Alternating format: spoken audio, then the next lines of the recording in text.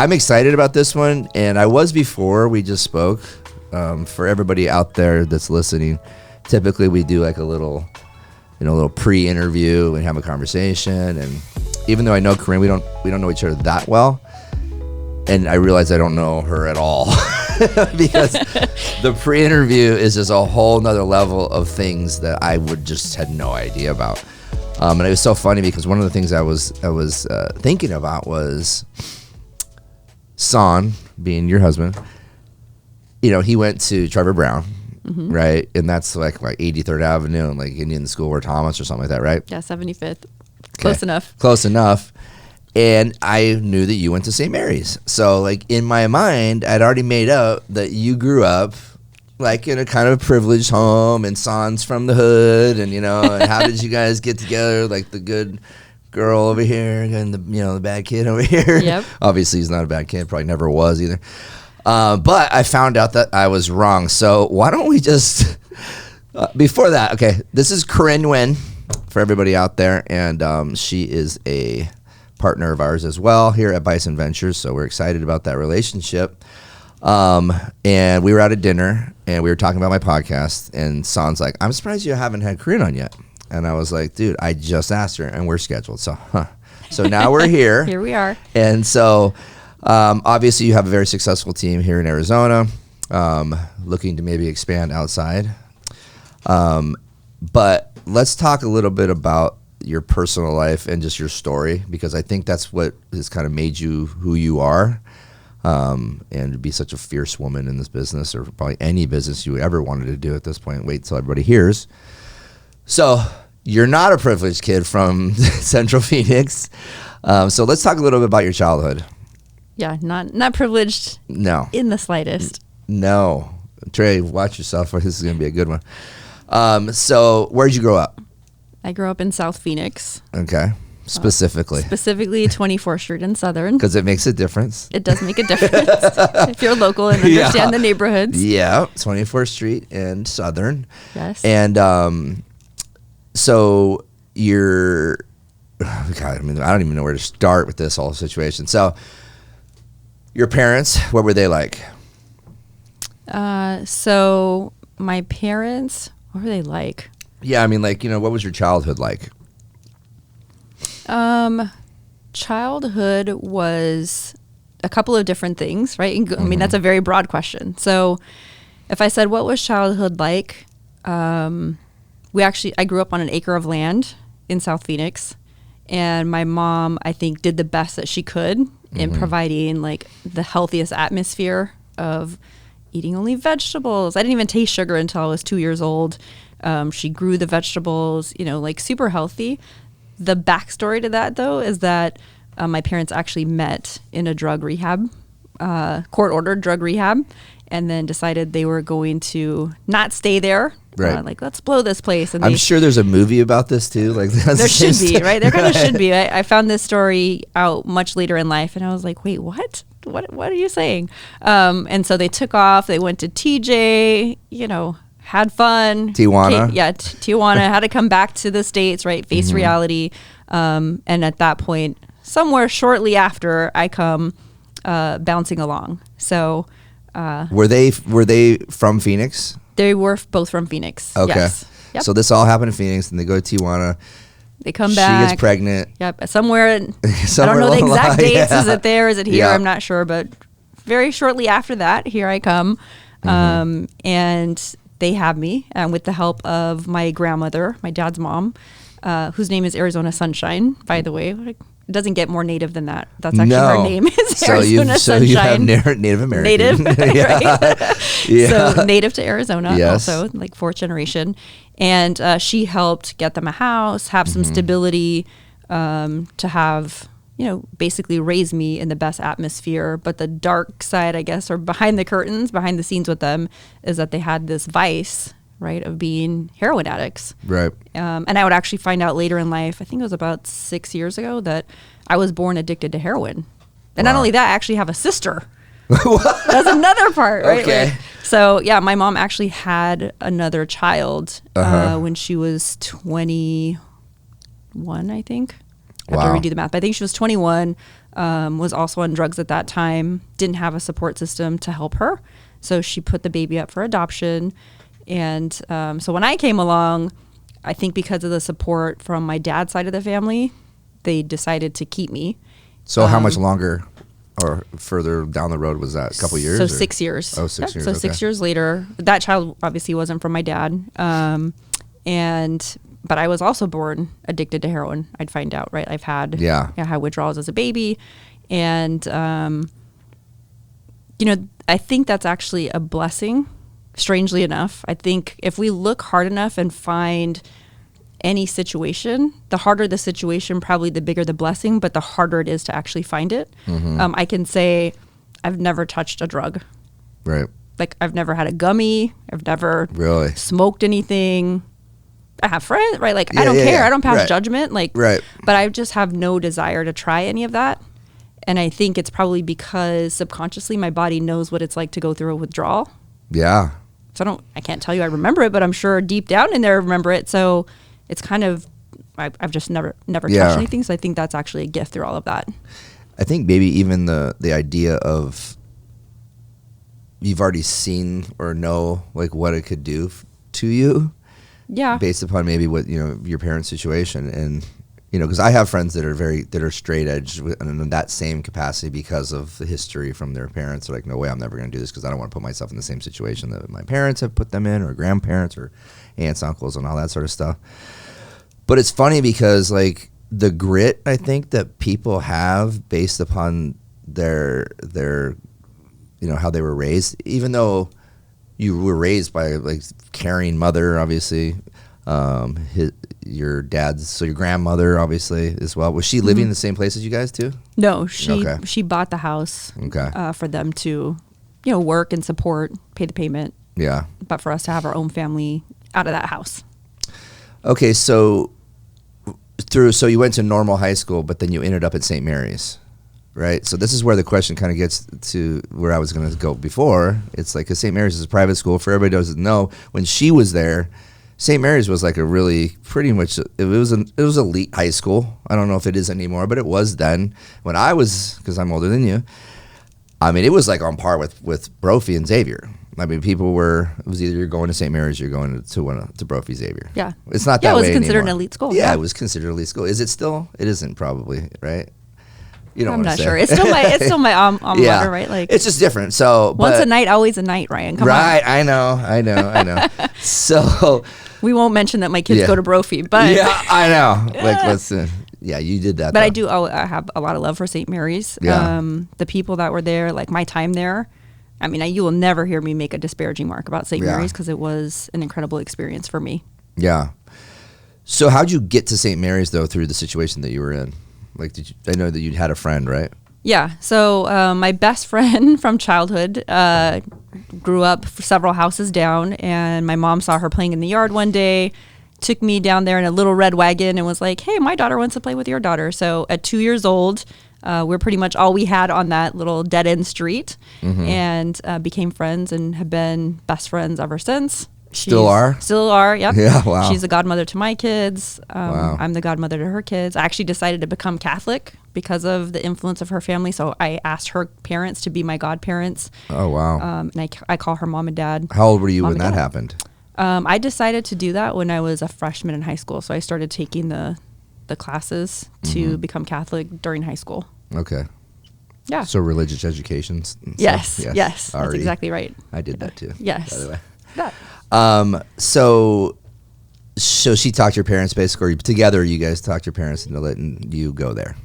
Yeah, because I had a pretty unstable, I guess like the part that we'll insert since it got left out for everybody is I changed schools a lot.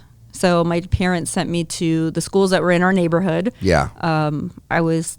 If I wasn't the only white kid, maybe I was one of two. Yeah. There. So I went to like Martin Luther King, which if you went to Martin Luther King, we call it Martin Luther the King. Yeah. Right? Like that was the elementary school, and T.G. Barr and Percy L. Julian.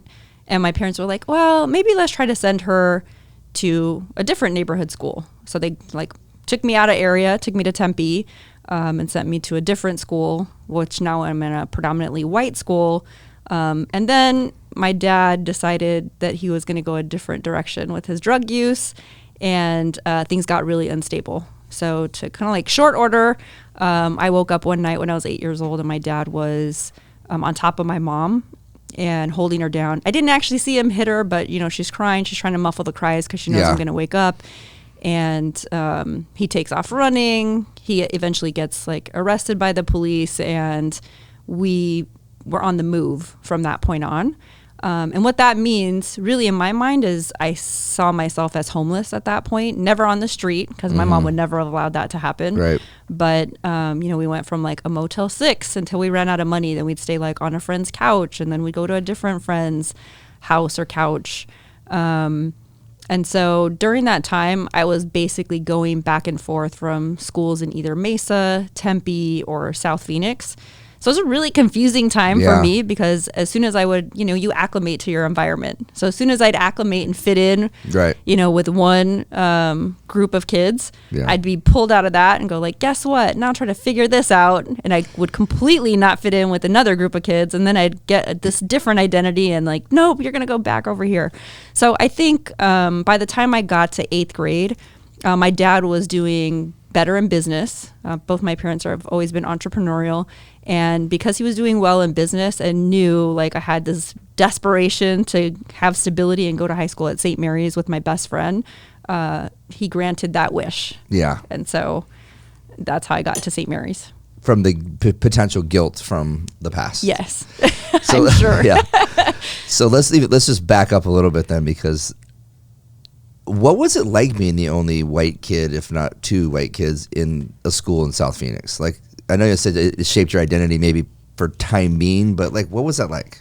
Yeah, I mean, it's definitely reverse racism, I guess if that's what you're going to call it. But I mean, I definitely got picked on, you know, like bullied, thrown off, beat up, like you can't be on the swings, you know, explicative, because you're white or you're whatever, fill in the blank. There's lots of days I hid in the bathroom because I didn't feel like getting beat up. I remember, gosh, I think I was in like 3rd or 4th grade, and I had a good friend, and I told my Mom, I want Stephanie to come over. Can Stephanie come over? And she's like, okay, let's talk to her mom. And she walked up to the mom's car, and the mom just gut laughed. And she's like, are you kidding me? Like, come on. You guys are white. Stephanie, you can't go to their house. Like, what are you talking about? And I didn't understand, you know, as a, you know, 7-year-old, why? Like, well, Stephanie probably didn't either, I'm by sure the way. she didn't either, right? So I was like, what do you mean? Why can't you do that? So, I mean, it definitely made for a rough go, but I think it also made me very adaptable and flexible to new environments. That's probably why I do so well in real estate, actually, because this industry is always changing between the market and anything else. So and the people, right? Like anything. So I'm like, okay, cool. We just roll with it. Like you can adapt throw it at very me. well to any client at this point. Pretty much. Yeah. Yeah. You can be like, I live in South Phoenix. Yeah, you're right. And so I I'm went to like, St. Mary's. I'm white. I'm married to a Vietnamese man. I speak Spanish. Like, what do you need from me? Like, we can conquer. Okay, so let's go from all the genres. So you're sitting. Okay, you're in South Phoenix. Your mom says, all right, I'm going to take you out of here and take you to Tempe, and you're going to go to an all more white school. Mm-hmm. Had you was like your culture in your mind white? Or like, were you like, all right, well, like I'm kind of like, this are like more of my people over here, and now I'm in this other place, or you know what I'm saying? I think the first move I was still malleable, so I was like, okay, cool, like I can flex with this. Yeah, I'm still not seeing color. Yes, because that story I just shared with you about that hadn't happened yet. Okay, so I'm not seeing color. I'm just like, okay, we're gonna go from here to there. I did feel a different energy, right? Like I didn't feel like I was necessarily like picked on or ostracized as much. I think it was maybe after, if you combine, sometimes I went to the same school twice, but I count that as going there again because by the time I went back, I didn't have any same friends. Like I have to start over. So what about the neighbor down the street, your best friend? Where's she during this whole thing? So she moved away when she was like 5, not that far. She stayed in South Phoenix, and she went to St. Catherine's. Okay. So she went to Catholic school her entire life, and then from there went to St. Mary's. Okay. So at what grade in elementary school, did you start feeling like, did you ever feel like good? Like were you like, all right, these people were my people? Not till 8th grade. 8th grade. Okay. And where was that at? At St. Catherine's. Okay. Yeah. My dad's like, okay. Because I had my lifelong friend there, right? Yeah. And I know all of her friends. Yeah. And there's a class, I think the class was like 20 of us, right? One 8th grade class of 20 people. Right. So we dominate the school, right? You're like, the 20 of us, and I know all of them. And so they like welcome me. It's like I'd known them my whole life. And it was easy. And then we were all going to just transition to St. Mary's. Telling this story, does it give you any anxiety or any relief? Or, I mean, like when you talk about it? Because I literally felt my stomach kind of like go into a knot a little bit, thinking just like you walking into 8th grade and finally having going like peace, basically, like, Yes. Finally. Yeah, definitely there's this like, yeah. Yes, it feels so great to be like accepted Yeah. for who you are, you know, and not feeling you have to put on airs or like a false identity or any of those things. Do you have PTSD at all from any of this shit? Is it totally? I do 100%. Okay, because it sounds terribly stressful. You know, I had to fire myself from recruiting on our team, and I think it's because of my upbringing with this, because I don't want to tell someone like, no, you can't be here. Yeah. Right. Even if I know, right, like in my heart, I know, hey, this might not be the best environment for you because I can hear some things that are out of alignment. So we're going to put you somewhere that you're not going to thrive. You should actually probably try to pursue this path over here. Right. Because that's going to be great for you. But there's just something inside of me, I think, that triggers. Yeah. That I don't want to be the one to tell them, you can't come here. Yeah. Or you can't be here. I can imagine. Jeez. So. Yeah. At least you're doing it in a nice way, though. You're leading them to a better situation. I do believe that. Yeah. It's just hard. I think, again, because there's something deeply rooted with me, that there is like a PTSD, if that's what we're going to call it. That's what it is. I don't want to. Yeah. Yeah. All right. So then you both decided to go to St. Mary's. Yes. And, another great situation for you where you fit right in, right? For the most part, I mean, there's still cliques at St. Mary's. Yeah. Also, right? Like you have like the jocks and, different groups of people. What kind of person were you? Were you cool? Were you nerdy? Were you guys like, you're cool within your own crew? Yeah, like you think you're cool. But That's I don't know, what I meant. right? Yeah. I don't think I was nerdy. I mean, I ended up being like a varsity cheerleader as a sophomore, and I was on cheer as a freshman. Right. So, I mean, I had a pretty good group of friends.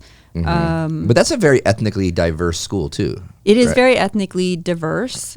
And so I found myself more of like, my best friend is Hispanic. So I hung out with. Is she the one that taught you Spanish? No, actually, I speak Spanish better than she does. Do you? How did you I learned that it? more for sales. Okay, so did you teach that yourself? Teach it to yourself, or did you learn it as a kid growing up? I mean, you hear some things growing up, but no, her family didn't speak a ton of Spanish. Yeah. So I actually learned that more in some of my first sales jobs. Oh, wow. And like one of them, I worked at Wells Fargo, was on 67th and Indian School, predominantly Spanish-speaking population. If I'm going to make sales, I need to be able to communicate with them in Spanish. Yeah. So I would just ask, different people that I knew, okay, how do I say this? How do I ask this question? And so I just So you got to a point where you're like went. fluent within like your world of like work. Yes. Right? Yes. Outside of work, could you just go? Yeah. You can? Yeah. Okay. It's kind of like a bicycle though, right? Like if you're not using it all the time, I'm like, shoot. Yeah. I'm not I've saying been that the through right these way, phases. That's why I asked. It's like, I mean, sometimes I can't even remember like the word for things. And I was like, that's just us getting old, right? Seriously, that is exactly. I cannot remember anybody's names. It's so bad. Is that age or is that language? I don't know. It's age and Both. language. Yeah.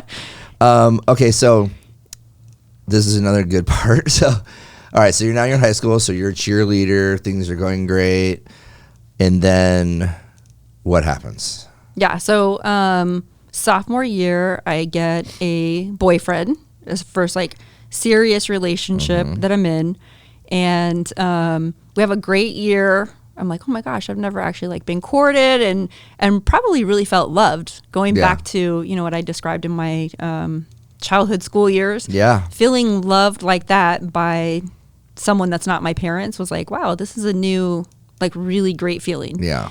So it was a great first year. And then we go to the next year. Now I'm a junior. He's going to be a senior. He's like, yeah, I don't think I want a girlfriend. But like literally nothing's going wrong in the relationship. Yeah. He's like, yeah. Kind of like, going to sow my oats. What high school? Sow my oats of being a senior and like just do what I want to do as a senior. Right.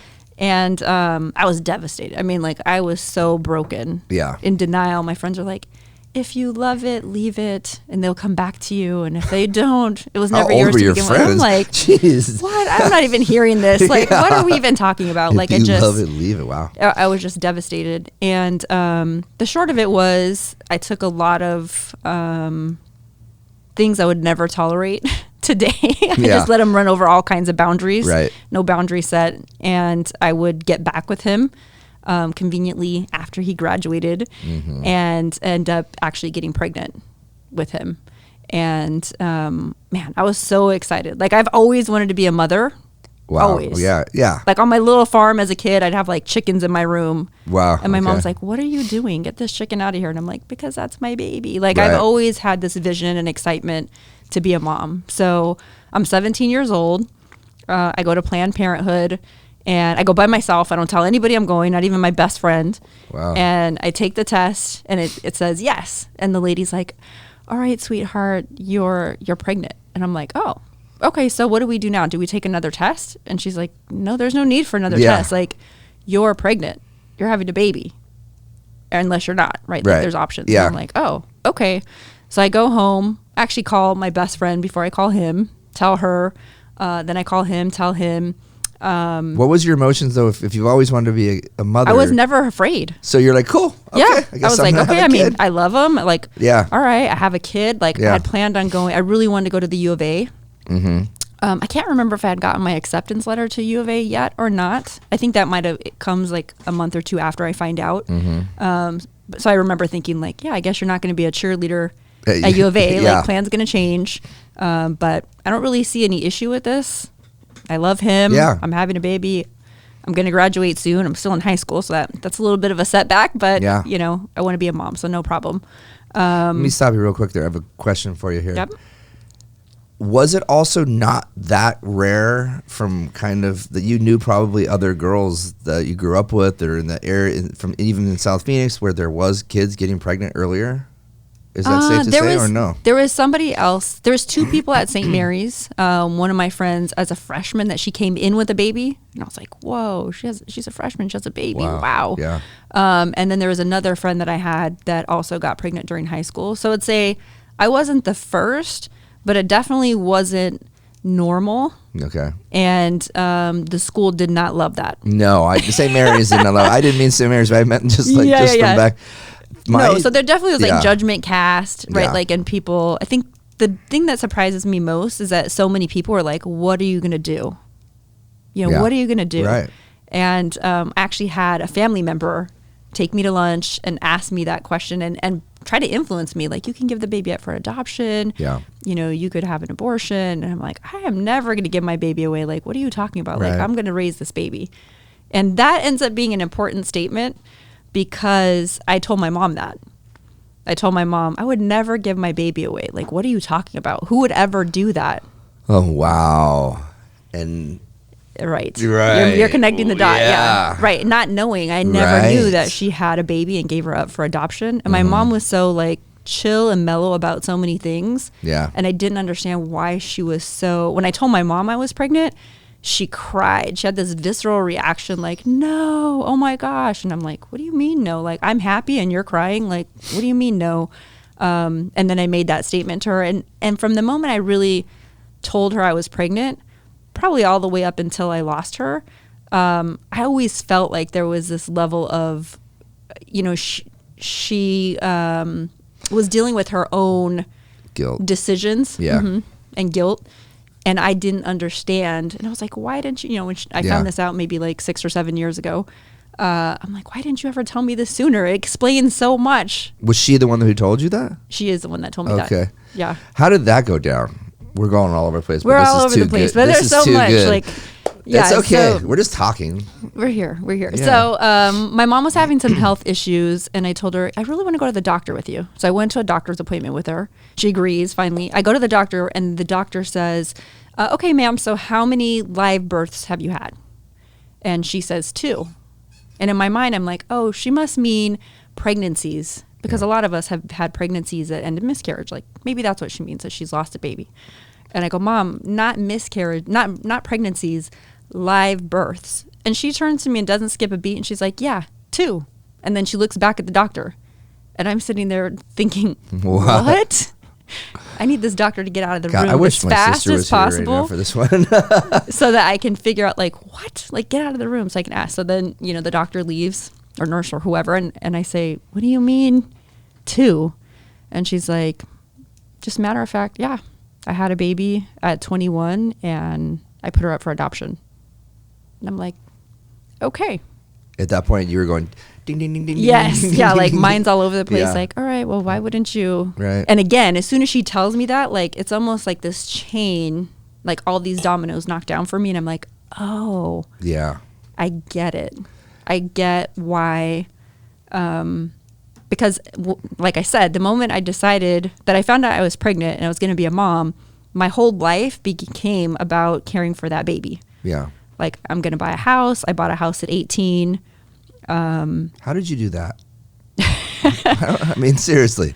Because I wasn't getting along with my mom. She was trying to tell me what to do and how to raise the baby. And I was like, all right, how forget do you buy this. a house at 18? I mean, how do I you had got like a credit card, like a department store credit card to buy the crib. So I had that. I had worked since I was like 15 and 8 months, like So you had whatever the enough money legal to put is. down on- So I had just very stable job history. Wow. I had the right income. And then I had alternative lines of credit, like cell phone, Yeah. the different things. And so And back then, I guess, how much was that house? that house was $92,000 on 75th Avenue in Camelback. There you go. And I did a sweat equity. So you have to paint the inside of the house for your down payment. And Wow. Okay. so it was, I mean, it was a great setup. Yeah. But point being, right, I'm not saying those things to like brag and say, oh, I did all these things. It was more of like, I have to do this because I have to provide what I didn't have, which is a stable environment for my daughter. And every time I accomplished something like that, I didn't get this like pride from my mom. I never got that like, oh my gosh, I'm so happy for you, or I'm so proud of you, because, and I didn't realize it, she's dealing with her own stuff. Right. Right? Like, she had never owned a house. She got pregnant a little bit older than I was, and she put the baby up for adoption. Right. And here I am buying a home and doing these other things. And I always just really silently kept that inside because I could feel her resentment towards me. Yeah, definitely. There was a sure jealousy as well. Yeah, it's like yeah, the word for me is resentment. And I'm For like, sure. why? But why? I can't be. And then I'd feel guilty for thinking that. Like, surely my mom Right. isn't, like, why would my mom resent me? Like, I'm her child. She's got to be so happy and so proud of me and for me. And I think in her later years of life, she tried to do a better job to vocalize that. But I think it already cemented, in my earlier times of being a mom, that wasn't her just true feeling, but she was just dealing with her own situation and emotions. Totally. So how was she with your daughter then? Oh, I mean, she loved my daughter, Okay. and my daughter loved her. I was like, okay, what can I do to care for her? They had a very, very close relationship. And so she was a great grandma. Yeah, she was a great grandmother. Yeah. I think she let her drive at 9. Like, Yeah.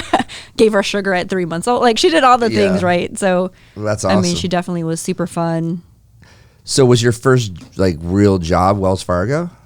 No, my first job was working at a brand new startup photography studio. Okay. And I was a telemarketer. So because like Olin Mills? Exactly like that. It wasn't called Olin Mills. It was called Stevens Photography. Okay. But it was a spin-off actually of Contempo Portraits. Okay. If you heard of that. Yeah, they were an sure. employee of there, and they were like, oh, we can do this. And so they started their own company. And the whole spiel with that used to be like, I'm calling you because your friend Rachel came in and she referred you. And because she referred you, you're going to get a free 8x10. So when can you come in? Well, we didn't have any of that because we didn't have any clients. So I just call it out of the phone book. Cold. Like, I'd literally get the white pages and like pick a page of where to dial, and I'd make that same script up, and I'd say like, Joe came in. They're like, I don't know, Joe. What doesn't matter? He knows you, and you're going to get a free 8x10. And I just like make this stuff up on the fly, but I did really well in doing that. Did you have any call reluctancy at the beginning of this? Never. You never did. No, but she's like, this is what you're going to do. I'm like, okay. Yeah. cool. Pick a page, like turn it. That's an innate characteristic, I think, of people. Some people that you can just do that, cold call. But I think I got my ass kicked so much as a kid. Right. With rejection, that by then I'm like, maybe it's learned. Never I'm like, mind. well, if I can survive all that, like, what are these people going to do? They're going to hang up on me? Yeah. Okay, well, that's on you. You don't get a free 8x10 then. I'll go on to the next one. Right. And so I just didn't have any fear of that. Right. And I did really well with that. And right when I found out I was pregnant, I think like 2 weeks later, or maybe even that week, the owner called and said, hey, don't come back to work. You know, it was like Christmas break or something because we're closing the studio. I'm like, what? I need this job. Right. And so I ended up taking the time off, having a baby. And then the photographer at that studio went back to Contempo and he's like, you got to hire this girl. And so the owners called me, and there I was a telemarketer. I did front reception and I did photo sales, and I did really well there as well. Who watched your daughter during the day? So I actually went to Phoenix College. Okay. So I did go to college 2 weeks after I had her. Mm-hmm. And so I'd go to college during the day, and then her dad or her grandmother would watch her during the day. And then I'd go spend time with her in the middle of the day. And then I worked a shift like 3 to 9 p.m.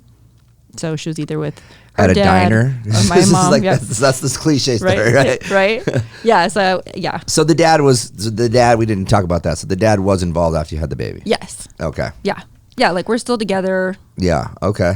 He's You present. were together. Yeah, Oh, we're okay. together. Oh, Yeah, okay. like we stayed together. Okay. I thought he just kind of wanted to go do his own thing. And No, he did his own thing in between, like the first time we were together until I got pregnant. Okay. And then we were together. Like we had a baby. We weren't living together, and then I bought the home. He moved into that home eventually, but it just wasn't long for that ride. Yeah. And so Did you have just one kid together? we had just one kid. Well, actually, I ended up getting pregnant. Okay. I don't know if I've actually shared this one. No, Look at you haven't. I haven't shared this one. Boom. Yeah, so I got pregnant and was having a boy with him, and then I miscarried that baby. And things were not well in that relationship at that time. And I just remember thinking, Carin, God has given you a door, you have to walk through it. Like, it's easier to walk away with one kid Yeah. than if you start having like a lot of kids. Yeah. So I'm like, this is your opportunity. You need to just leave this. Yeah. It was toxic. Yeah. It was toxic. So after But happened, I miscarried that baby at work. At the it's not. I laughed. I didn't mean to laugh. No, I laughed out I'm of saying shock. that because I there's don't know what stuff to say. there's stuff I've done that I'm like, that is not like, I used to think that was like a badge of honor, and now I'm like, what is wrong with you? Like, what? Go home. What are you? Right. So you stayed? Well, by that point now I was working at Wells Fargo, and I was a branch Okay. manager, and I like went into the bathroom and I basically miscarried in the bathroom at work, and I called my boss and I was like, hey, I need to go home. Like, I just miscarried. He thought I was lying. Because I guess it's so 'Cause it's outlandish. so outlandish, Like, yeah. who's going I to say think that? you're You know, lying. right? And so I was like, no, I have. Yeah. Like, Wow. I fished it out. Like, it's terrible. Like, I fished it out of the toilet. I had to leave the bathroom, go get a cup because I needed to take it to the doctor. Because I already knew I was going to miscarry. Oh, you I already did? knew. Like, I went to have an ultrasound and they said, like, we're so sorry. The baby doesn't have a heartbeat. And so okay. I already knew it was just a matter of like delivering the baby. Right. So I elected to go to work Yeah. because I needed to. Like, I had to pay bills. No one else was going to pay those bills. Yeah. And I was basically waiting to deliver the baby. So I did that at work. I'm like, why did we do this? Like, what? Okay. Craziness. So These are the things not to do. Do not just like stay home. Because sometimes, I think we just put this like cape. yeah. And part of it was out of necessity. I can say like, hey, just stay home. Looking back, I don't know if I had the ability to actually say that. Well, you were just at that mindset where you're going to do anything you needed to do to make sure that the house was like handled and your kid was. I mean, I was the living. one responsible for the bills. And so you were going to just do whatever it took. And it doesn't mean that was necessarily the right thing, but it's definitely, I think it's something what a lot of moms Yeah. do. We talked about this, I don't know, maybe like 3 or 4 episodes. You know how many professional athletes were like raised with like a single mom? a lot. Like So a many. lot.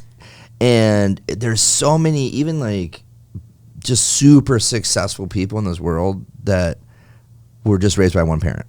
Yeah. And they've been through like the shit.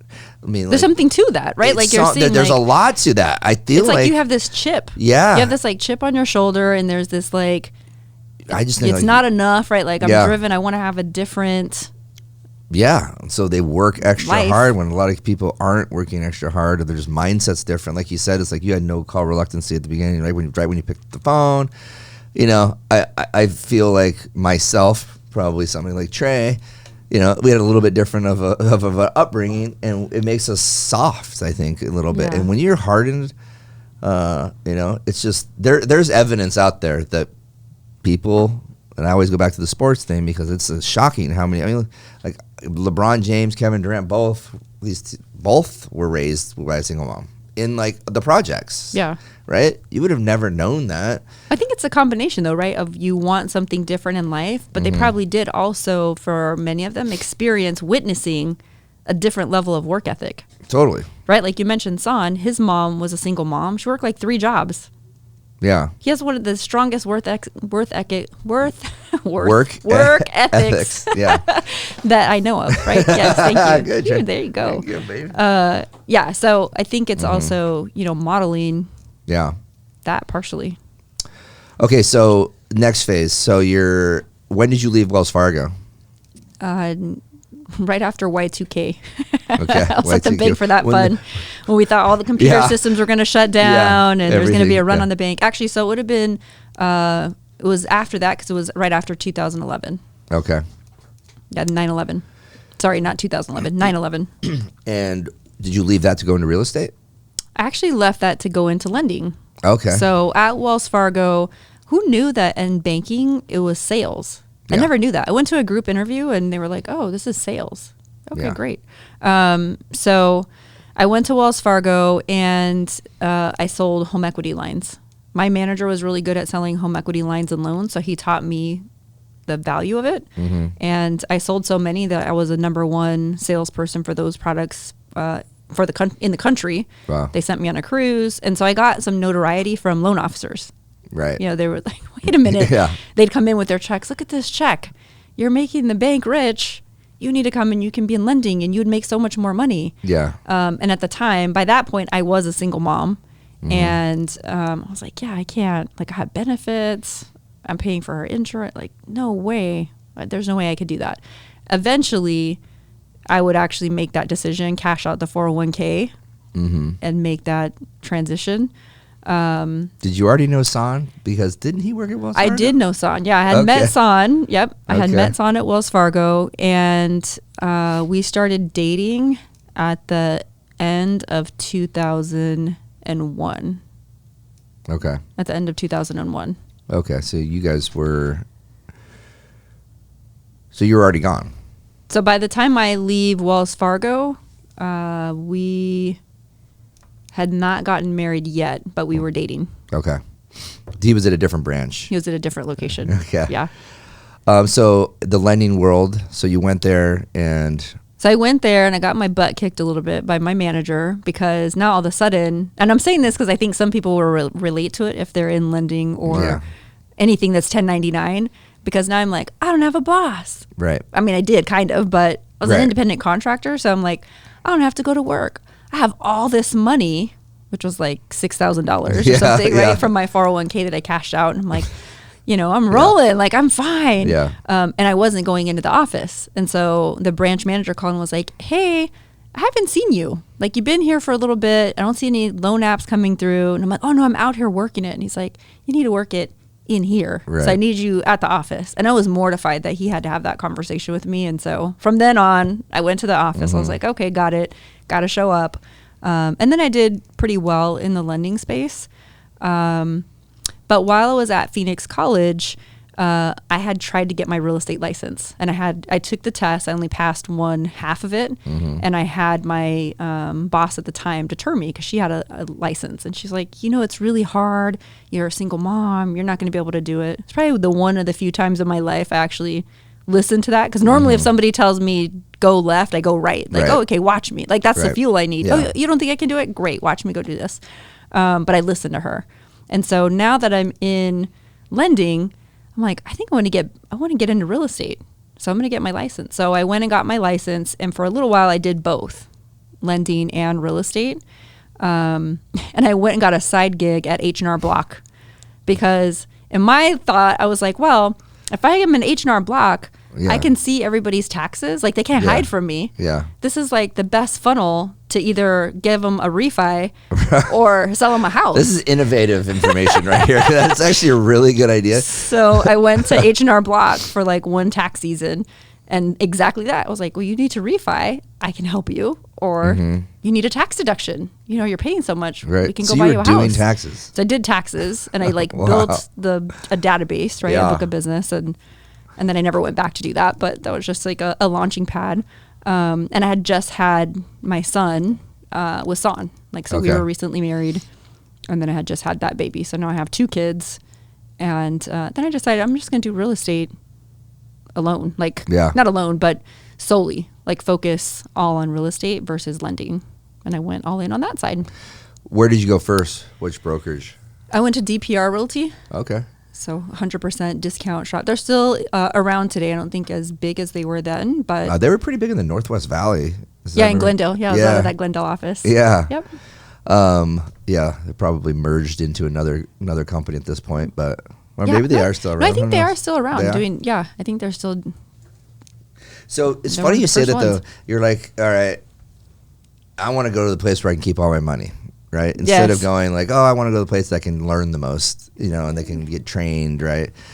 Because you feel like, I mean, I'm sure you see that now with people, right? When they 100%, yeah, right? No pun intended. Like 100%. I'm like, I was very cost conscious. Yeah. Right. It was everything about cost, and I didn't understand an investment. That you're making, if you're focused on what something is costing, you're not actually really looking at a return. Right. You're only focused on expense. So I hired a coach. That was $1,000 a month. Like, I had all these expenses. Yeah. Because you came out of the gate with the coach? I was 3 months in the business. And I came home and I told Son, hey, I signed this contract. Yeah. Stay at Wells Fargo. And they said I can't get out of this. And again, being supportive as he always is, he's like, hey, if that's what you think you need, like, that's what you do. And if anything, you're like, well, now you have somebody that's giving you accountability that you lack probably to do it on your own. Was it a big coach, like a famous coach, like one that everybody uses, or was it like just somebody? It was at the Mike Ferry organization, one of the coaches there. Yeah. Okay. So I had followed Mike Ferry and his, like, going to the Vegas Superstar retreats, and I would drag Son there with me also. Like, he was even in real estate, and I'm like, let's go. It's sales. You can apply that to any sales job. And so I mean, I have a lot of good friends actually that came from that ecosystem. I mean, it works, right? A lot of successful people still do that program. Yeah, those are the basics. Yeah, some of it's antiquated now, but but it's the basics. Still works. It's the they basics. Still take the payments. Yes. Put it that way. Yes. So when did you leave DPR then? Like let's move to like. So this is 03. Yep. So I get my license at the end of 03. Mm-hmm. So then 05, 04, 05 effectively are like when the real estate market's really hot. Non-refundable earnest monies, that whole thing. And then what's on the other side of that. Yes. What goes up comes down. We can call it the Great Recession. And I work primarily in the West Valley. And so pretty much everything started going underwater. I had never been through anything like that. I don't think my coach had been through that. So there was no, I think everyone's sentiment was like, oh, this is like short term. Yeah. Right. And everything just kept falling. And so I basically started doing BPOs. I got a call to do a broker price opinion, which is a valuation on a foreclosed property. And I'm like, I've heard of this. This is where they try to scam you and get me to do these free, reports that are very time consuming. Mm-hmm. But I was like, you know what? I'm going to do a couple for this person that called me. And he called me actually because he said, I'm looking for Mike Ferry. I know they're well-trained agents. So, okay. Let's see, do one of these reports for me and let's see how it goes. And he ended up sending me a listing agreement for that BPO. And I was like, okay, well, send me some more. Mm-hmm. Right, yeah. And I'll do more of that, right? Yeah. And so that turned into an incredible business, unfortunately, because obviously the flip side of that is that people are losing their houses. But for me, where there was not houses to sell because people didn't have that equity, it gave me the opportunity. And then I just started prospecting for bank clients. Like that was my new client. So I'd play the game of like, all right, let me find out who the decision maker is at this entity. And then I'd call back like, hey. For example, like what? Like I'd call Fannie Mae and I'd go, oh, this is the asset manager that covers Phoenix. And so I'd like, hi, so-and-so, I'm trying to reach Ryan.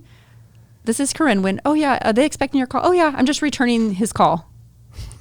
And they've never talked to me. Right, but I have to get to their inbox or I have to get to them, right? Yeah. So I made a sheet of like, who are the decision makers that cover, these different areas. And by my first year in REO, I sold a little over 200 homes. And by that time, I had a third child, so I had our second son. What's the commission on an REO? It depends on who. Yeah, it depends on who the seller is. Okay. But those first ones that I did were a 3% commission. Oh wow. So. Jeez. So you killed it during that time. So yeah, so I was doing. Now there's a lot of tasks that come with this, depending on who your client is. I'd have to actually put out the money to make the repairs. Or to, I'd have to have the land, like I'd have to hire the landscapers, pool people, pay it. If you don't submit it the right way, they don't pay you back. And after a certain time, you don't get your money. So, I mean, it basically taught me how to actually build a business, because you can't do that volume of business without having systems, processes, organization. And thankfully, actually, I had hired an assistant.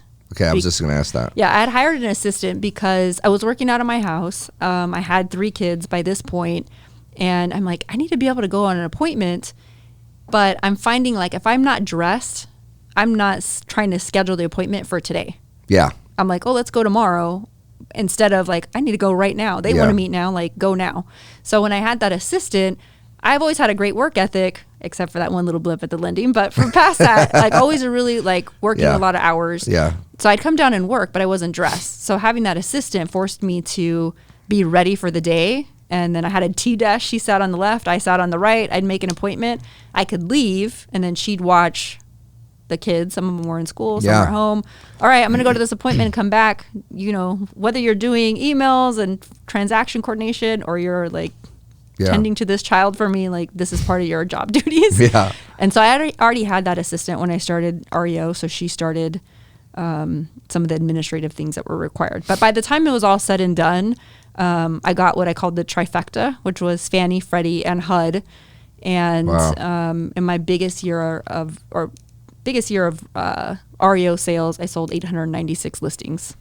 In 1 year? Mm-hmm. Jesus. Yeah. So were you like the biggest person in town? Yes, I was number 2 in the country for all real estate sales. And that was a whopping like 89 million in volume. Almost 900 sales. And wow. I think Walt Danley still got me. Oh, I'm sure he did. for the volume. And I was like, wait a minute. What's going on here? I did almost 900 sales and I only had, a little south of 90 million in volume. Like, come on. That's still a lot, by the way, everybody. 90 but, million. But for 900 homes, that's... It was a lot of work. Yeah. And by that time, I had opened a brokerage. Because let me ask you a question. Did you, during when everything was going down pretty rapidly, did you ever look to see how much money that house, your first house, was worth? No, I have since done that. As a matter of fact, I saw it was listed and I called the agent. I knew the agent. I was like, this used to be my house. Wow. Why did I sell that? Yeah. That's the only house actually I've ever sold. Every house past that, we've kept it because I've learned more about business and building a portfolio. Mm-hmm. I think the last time I looked at it was like 280,000 or something, but that was several years ago. It's probably worth 600 today in today's crazy market. But it was probably worth like 40 at one point too. It probably was worth 40 at one point. Yeah, because I remember like, God, when things were really going down, there was a ton of people buying in Maryvale, and there was like real Maryvale, like 51st. That's where I was doing my cash for keys, and like, like I'd have to go do the property check. Like, is this house going to be vacant? Am I going to be met with a gun? Am I going to be met with? Like, and those like the John F. Long houses. Those were like I would take Son, and he'd bring his gun, and it's like, okay, here we go. Because that was a scary neighborhood, and it was from like bikers to this like gangs of all races. Yep. But yeah, I remember seeing houses in there for like 40,000, 30,000, 50,000. I think the cheapest thing I ever sold was like $7,500. $7,500. Yes, townhouse. God, can you? It's like I'm like, why didn't I buy that? Why didn't I buy all of them? Why didn't I buy all of them? Well, I had an agreement I couldn't buy them, but yeah. Why didn't I buy other houses? That is so crazy. Yeah, crazy. That was a crazy time. So when everything started churning, the REO business kind of went away, right? Yeah, so we knew at that point I had a different coach, but they had the mindset and more of the vision to say, hey, this isn't going to last forever. You should be adopting the clients on the other side of these transactions because you can't have a bank client forever. Right. I was like, oh, that's a good idea. So I put all of those people into our database. And unfortunately, because real estate agents aren't always great with follow-up, and sometimes because they leave the business too, right? I touched on them and sold many of those people a house again. And they were like, oh, yeah.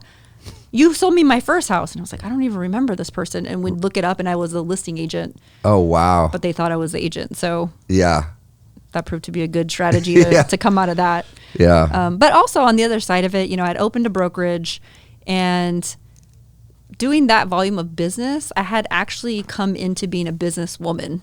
Mm-hmm. And so I didn't really, I was training, teaching, getting a lot more fulfillment out of having other people, like basically replicating the success. Right.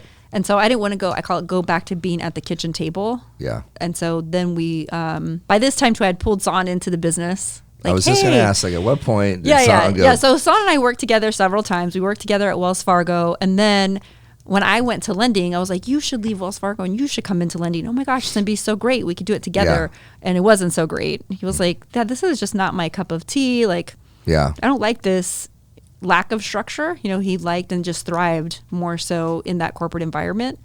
So he went back to corporate. He went to a different banking institution. He became a district manager there. He did incredible, managed like several hundred people, 11 locations. Wow. And during that time is when I opened the brokerage. I'm like, yeah, you're kind of hitting a ceiling over here. And I'm taking him to all these real estate events. Mm-hmm. And he can't really practice because in corporate, you are in that box. And there's some structural HR. You can't do these things with people. So I brought him into the real estate brokerage. But we sat down and we're like, okay, how is this going to be different? Because it didn't work before. Right. So how is this going to be different? Like, this is a big risk to leave a 6-figure income and benefits.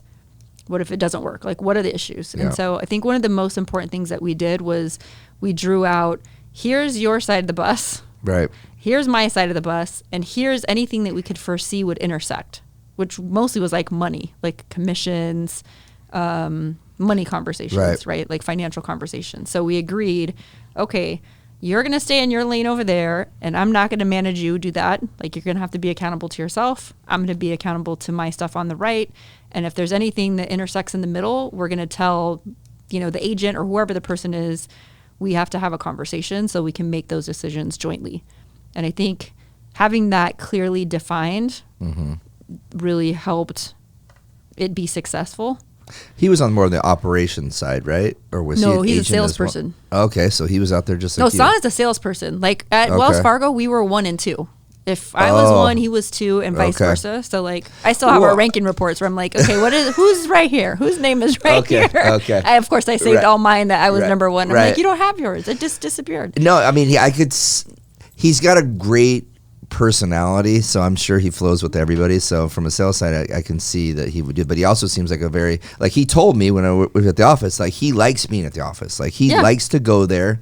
He likes being around everybody and likes doing his thing. And you're more working on like the big pictures, the big rocks, right? Yes. And you don't come to the offices as much as he does.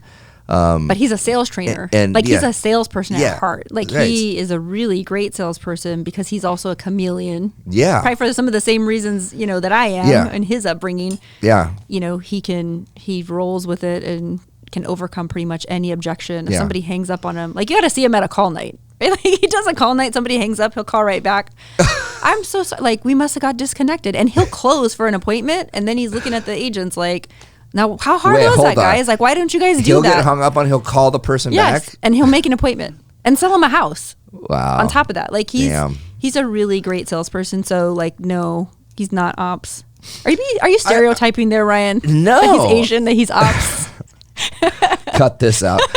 No, I know that your daughter does ops, but I was just seeing because I don't know. I guess I kind of just assumed because you were leading the sales. I thought you were leading more of the sales side of things. Yeah, no. And he was kind of running like just, I don't know, the operations inside. I'm more vision, key relationships, like opportunities. And then we have Catherine, our director of sales. Yes. And then Son is Litchfield Park location, West Valley, sales leader. Okay. So he's a sales leader. Okay. Sorry, Son. I didn't say you think you were. He is a chameleon. No. He is. So now you threw me off. We're going to minus this part out. But no, so where were you guys at? So why did you leave your brokerage? Like you started your own. You're like, I don't want to do this anymore. Yeah. Kind of, right? Yeah, I think because what I experienced there was I was broker. Yeah. Right. Okay. And I wasn't the designated broker. So I got introduced to a really incredible woman, Kimberly Ryan. She was our designated broker. But I set up a model that was destined to fail because I wanted to, I wasn't a business person yet. Yeah. I didn't have anybody mentoring me necessarily in business. I was definitely operating in a vacuum. And so I was more of like, okay, I came from this 100% company, but they don't offer any of these things. So I'm going to give all these things, but the economics didn't make sense. Like all those things, like I wanted to offer with coaching and leads and training, that all costs money. And so when I looked at it, the REO business that I was doing basically was funding keeping the brokerage going. Mm-hmm. And so we reinvented the model. But really, if you looked at the math, we'd have to have a lot of agents inside that model. And I thought, you know what? I had started a team inside the brokerage, and I was enjoying that, being able to go deeper with people, a higher level of accountability. Mm-hmm. And so I opted to do that more so than trying to have a brokerage and rebuild it. I think the other piece, though, is that we looked at a franchise with Keller Williams, and I'm like, I never even looked at this company, and a lot of what they do actually is very similar to the things I'm trying to put in place and I'm building from scratch, but they already have it. So I think it's more of like being an intrapreneur. I'm very entrepreneurial, but I'm willing to put my business inside somebody else's business as long as their business is much bigger than mine. Yeah. And I'm not outgrowing them. That's kind of like when we work with agents, right? Like the same thing. You guys are all intrapreneurs. Yeah. But we basically did the same thing here. I mean, with our business, yeah. And you can do that. So you went to Keller Williams. So I went to Keller Williams. I was introduced to Gary Keller, and I got to be mentored and have a great relationship with him for so long. Everybody loves that guy. Yeah, I mean, he's a good guy. He's brilliant. Yeah. I mean, he's brilliant, and he's been doing this a really long time, and he continues to reinvent himself in the market. So. He's a great business person. Yeah. A great mentor. How long were you guys there? We were there 9 years. Okay. Yeah, 9 years. And then we decided to leave. It was not really anything against the company. It was more of we went to a rev share model just because I believe that's it's disruptive, but it is more of the direction I think that the real estate industry is going. And for me, it's really important that we're building something for our agents that they can build wealth. And so if you look at a lot of things inside certain companies, they favor only what you'd call the rainmaker or the team leader. If you go to a rev share model, there's opportunity for all of the agents that they could build a path for wealth as well. Yeah. Equally, right? Like there's no upper hand or extra advantage. They could do it just as I could. So why not give them another stream of revenue? Yeah. Real estate agents, we don't have retirement, right? Like most of us aren't building things or haven't built a plan for that. So that was the other path. It's in alignment with the wealth mastermind I teach our people. Okay. Giving them a path for that. Wait, you do what? So you're teaching a wealth management class for your people as well? We do a wealth mastermind for everybody in our team. So teaching them just the basics of economics and just like personal financing sometimes, and budgets and stuff like that? Yeah, I mean, it starts there, right? Like do we have a net worth tracker. And so for a lot of us, like, I don't know about you, but I didn't start having a net worth tracker until, maybe like 5 years ago, even though I've been in business 20 plus years. That wasn't the scoreboard. My scoreboard was my bank account. Totally. Right. And then I had a mentor say, okay, but you could have a lot of money in your bank account and you could still have negative net worth. What scoreboard are you looking at? Right. Like and then you start making different decisions, right? Like, am I going to buy this? That's a depreciating asset. how am I growing? What's the scorecard I'm looking at, really? Right. So I think we start with that with our agents and teaching them that piece of it. And then it's, okay, now what are all the lanes of how you could build wealth? And of course, a big focus on real estate.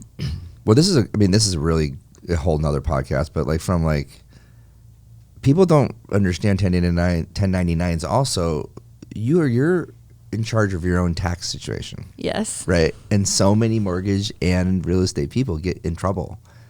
Well, we have people that come in and train on that for that reason too, right? Because you'll get caught in a down market. That's where you'll really get hurt, is you'll think like, oh, okay, well, I'll just close 2 more houses next month and that will help pay for this, right? Until you can't, right? Like until there's some adjustment and everything you did doesn't work. Yeah. And now you have this big tax bill, or you get sick, or what have you. So we definitely. So let me ask you a little bit about that, because I know we're going long, but I have another question. So how did you learn that though, to where you felt like you were going to be able to teach it to people? Did you have a mentor for that too, or did a coach? I would say, it was partially Gary Keller. Okay. I mean, if I had to like go back to that, it would be Gary Keller and the conversations of, like, what are you doing this all for? Yeah. Yeah, for sure. And so it was teaching me about money and what matters, like assets. Right. And appreciating or depreciating, like what's the investments that you're making. And if you've ever heard his story, he talks about like he drove like a Ford Taurus way too long, and the company was like, you're approaching like billionaire status, and you kind of need to get like a different car. It's a bad look for the company, and he'll still brag that he buys like secondhand furniture for his office. And I'm going, that's a whole different level of humility that I don't think, So I think when I'm teaching the agents too, I try to be real with it, because there is this side that's like, here's what you should do. But hey, here's this other side. Yeah. I grew up, I had the worst cars ever. I was so embarrassed to get dropped off all the time, or I took the bus or I walked. So having a nice car is really important to me. Like, I will overspend. Yeah. I walk to my car. I walked to my car when I came here, right? And I was like, hi, girl. Yeah, yeah. Like I walked up to the hood of the car and I was like, I love you. And you know what? That gives me great happiness. Sure. And that happiness is worth the price. Is it a good investment? Maybe, because right now cars are appreciating, but that's an anomaly. That's also an anomaly, right? So that's not normal. But so I recognize that's not probably the best investment for my car. I could probably go buy a house somewhere. Right? Yeah. But you have told me before, though, that on other things, though, you do like nice things, but you spend more money on traveling. But on a car, yes, and my house, but like other things, not so much. Like I'm not super materialistic as far as like just stuff. Yeah. But experiences, yes. Yeah. Like traveling, I do want to travel. I actually don't even care about like flying first class, but like I want to stay in a really nice place. I agree. I mean, traveling first class is pretty nice. It's nice, yeah. But man, the difference between the delta between a first class and a normal seat versus like staying in like a really nice hotel versus like a somewhat or average hotel, it's not it's not as big. No, I think that matters when you go to Europe. Okay. Like when you're going to travel a long distance, then having like for sure a nice seat matters. Yeah. Otherwise, if you're just going to Newport Beach, so you can fly. I'm like, it's fine. Yeah. You're gonna stay at the Lodi. Yeah. It's fine. Yeah. Okay, so when you're making the decision to switch to the new brokerage, what made you guys choose that one over the other ones that are also rev share models? Yeah, I think 2 things. One, it started with the relationship. So I mentioned actually Kimberly Ryan, who was my designated broker when we owned the brokerage, which was actually real estate. That was the name of the company. Bad marketing decision, but it was real estate, real AZTATE. So no one could ever say the name, but I was like, well, no one can ever say my name. So like, what does it matter? Real AZ Tate. I'm like, no, it's real estate, but okay. She was our designated broker there. And she went to this company, to Real Broker. And she's like, you have to. That's probably the only reason I even listened, because I was like, no, I'm not listening to you. Like blinders on, go away. I'm loyal. I love, I'm Gary, I'm KW, like get out of here. But because of her and the respect I have for her and the relationship, she's like, hey, you really need to look at this rev share piece. Okay. And I think looking at the success of other companies that are rev share, you go, all right, let me look at that. So that was one reason. I think the second reason, though, is the culture, the people. Just really, when you go somewhere, kind of like we're in a relationship now, like there's this feeling that you go, these are my people. Yeah. And you don't get that when you go anywhere, or everywhere. So I think that was another piece, is just like following my gut, that the leadership is very smart, but very humble. And they've attracted a really great group of people. Yeah. So I'm like, okay, I believe in this. This feels right. This is where we need to be. Yeah. It seemed like within like a short span, 3 people I know that I consider really cool people all went there. Yeah.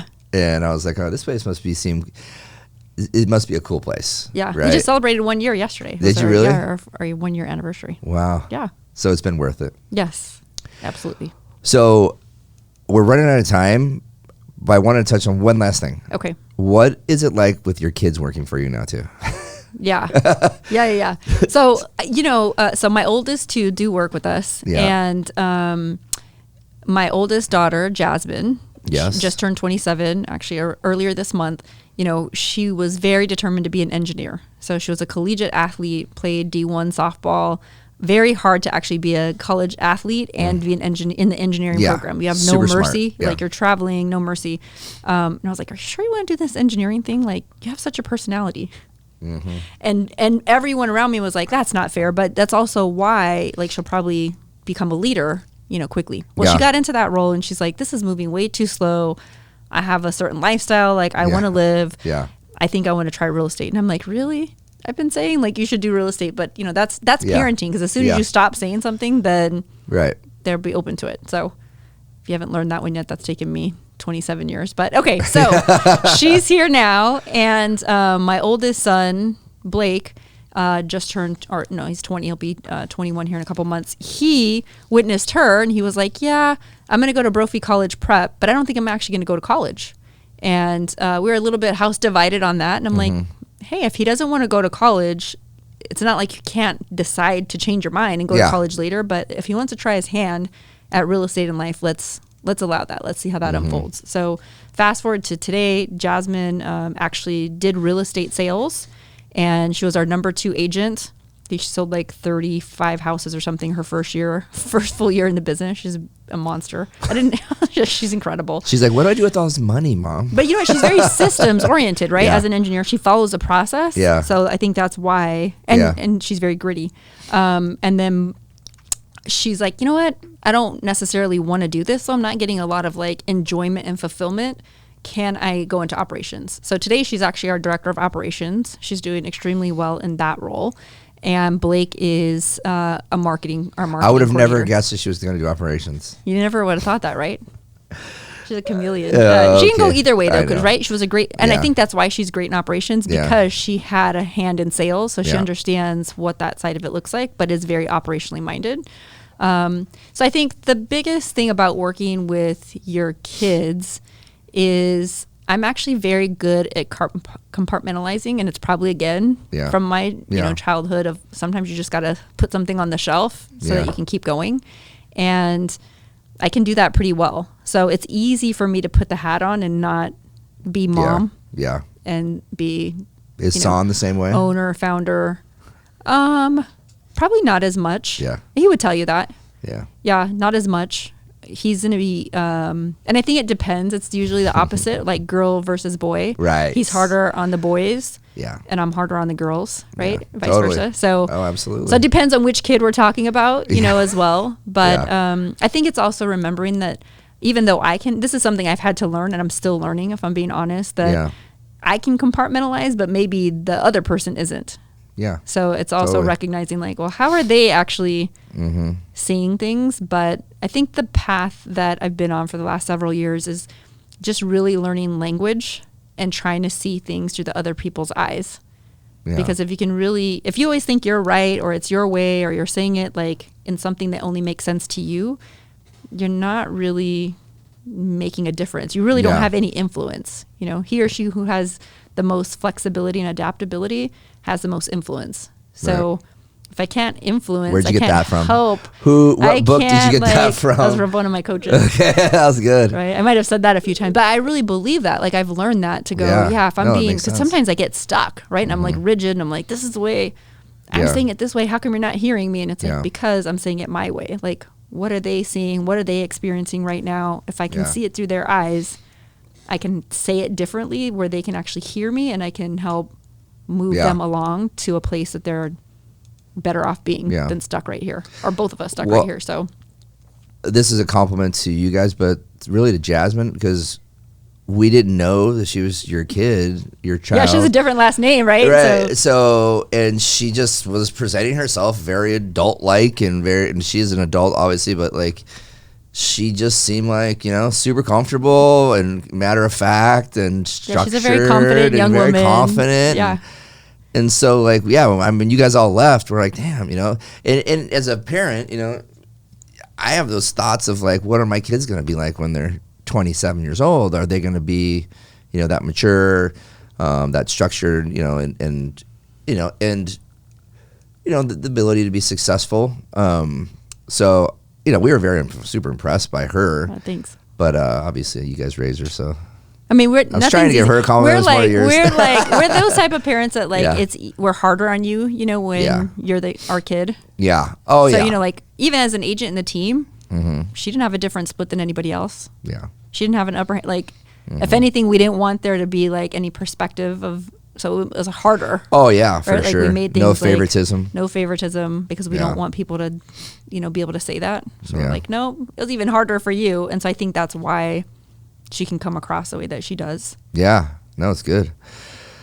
Well, we're gonna wrap it on this one. I think we can talk forever. Yes. And thank you so much for opening up about all this stuff. I mean, I know you've done it before, but for anybody still listening, thanks for staying with us. Well, here's the cool thing is that we're going to have so many clips from this one that they're only going to have to listen to just little pieces at a time, and we can keep this thing going for months. Years. Which is awesome. That's one of the beautiful thing about this. As we've gotten better at the podcast, we've gotten better at the post-production work. Trey does all the post-production and the production side, but having to pull clips out that you can put on social media and you can put on YouTube, and then having to like do the captioning and having to do the posting and all that stuff. So we've created a team now. So we have a person who does all that stuff. I hire somebody on Upwork, and then I have a girl that does social media for us, and Trey does this, and my sister does production. But we don't make any money. But we're growing. Change that. We're growing this thing. This is our marketing for our company, Bison Ventures. So this is a piece of that, right? So we have people on here that have interesting stories and people that are going to want to, you know, work with us but beyond that, it's just people that are even outside the business that have cool stories, that are doing cool things in the Valley, that's going to drive people to our social media, to our website, to our YouTube. And then eventually we will get sponsors. I will give Muscular Moving Men though a little shout out, because they do. I love them. We use them inside of our team. Perfect. There you go, Justin. I played pickleball with them this morning. Josh and Justin, they're good friends of ours, and they're the first people that said that they wanted to sponsor the podcast with us. So we always give them a shout out, right? Even though very solid business. They run a really solid business. They run a great business. Super and reliable. Great people. So, all right, everybody. So please go to YouTube and like and subscribe. Into the Storm, all the social media platforms, Into the Storm. And obviously, we would love you to take this, when we post the clips, share them with all your friends. You bet. And when we get the assets after we're done, you can use them as marketing materials. Yahoo. Yay, here we go. So, yes. Thank you for coming on again. Appreciate that. Thank you, Trey. Thank you to Bison Ventures for letting us have this awesome studio. Yes. And thank you to VIP Mortgage as well for being our partner. So, Amen thanks, to that. Carin. Appreciate it. See you guys. Thank you.